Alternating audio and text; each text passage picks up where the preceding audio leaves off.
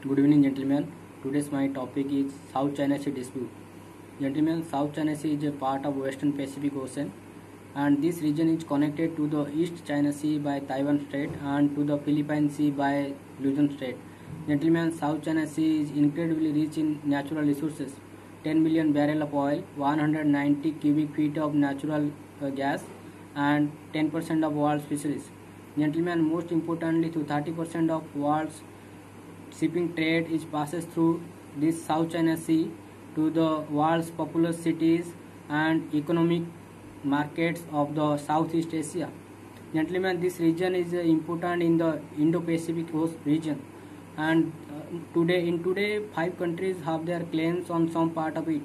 Gentlemen, most of the countries have their claims on the basis of United Nations law of seas, which says that countries have their territorial water extend up to the 200 nautical miles of the shore, and this region is called as the exclusive economic zone, and countries have their rights and trade over their own EEZ, and this region is the territorial sovereign territory of the country. And gentlemen, the region which is not came under exclusive economic zone of any country, this region is that region is called as the international waters, and according to United Nations maritime law, every country have their share on the international waters.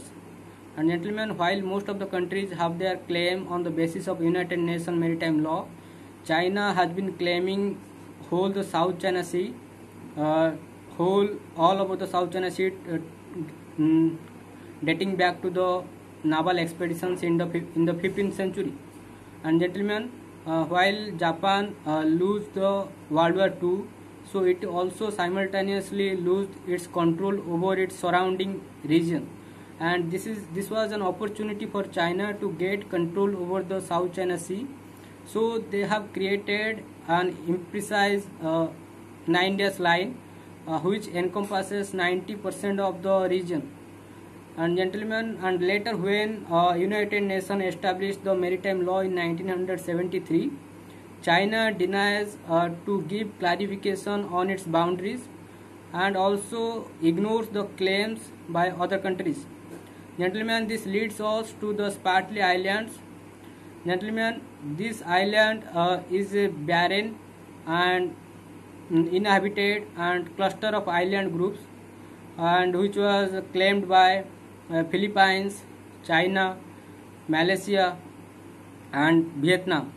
Gentlemen, this region is located in the heart of the South China Sea, and the importance of this region is that if any country get access to this region, so they can expand their exclusive economic zone and control the surrounding regions surrounding the regions of the Spratly Islands.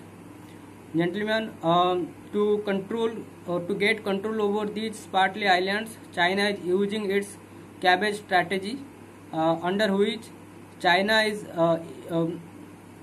blocking the islands from its all sides by using as number of ships as possible, so that it block the access of any other country to the island. And China is also slowly making artificial islands and converting them to the military bases. So it is that number of military bases in the region, so number of ships they can deploy over there, and so their control in the region could be enhanced. And gentlemen, since 2015, China has been claiming claiming of having air identification zone over the South China Sea. It gives that any aircraft which passes through the region needs the permission of China.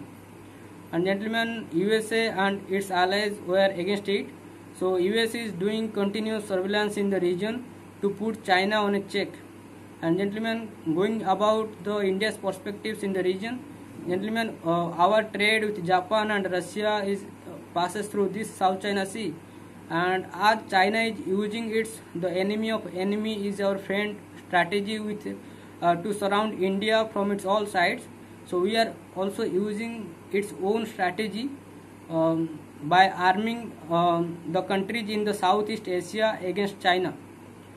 Gentlemen, we are signing deals of exporting BrahMos missiles to the Philippines, and in the month ago, our Defense Minister Rajnath Singh has visited Vietnam and also transferred 12 high-speed surveillance boats to the Vietnamese forces. Gentlemen, as the tensions are rising because of China's possessive nature towards its expansion policy, so we need to have in alert. And gentlemen, this is all about the South China Sea, and thank you.